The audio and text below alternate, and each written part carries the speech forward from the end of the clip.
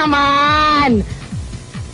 Samantala, ay nagkaroon ako ng exclusive interview kay Senator Miriam Defensor Santiago.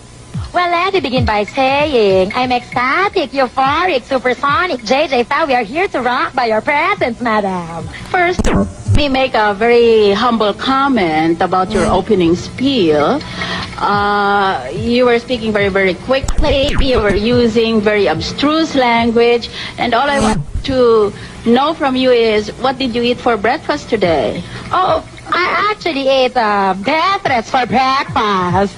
You mentioned about constitutional harakiri. Now, my question would be, what is the difference between constitutional harakiri to constitutional kili-kili? It is just self-destruction. It's just death-seeking. It is a pursuit of death defined as thermodynamic equilibrium. Ano naman ang iyong advantage among other candidates? My advantage is that I don't care.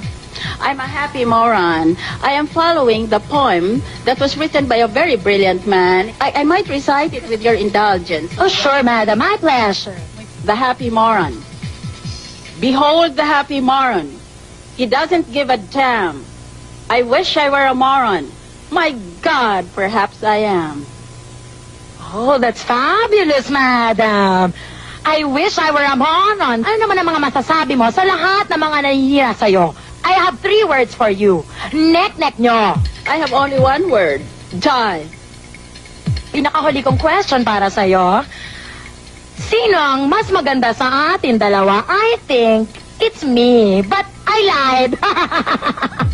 What's up? What's up? At yan ang mga may init na balita para sa araw na ito. Ito si Kikiam Defensor for What's Up? What's Up?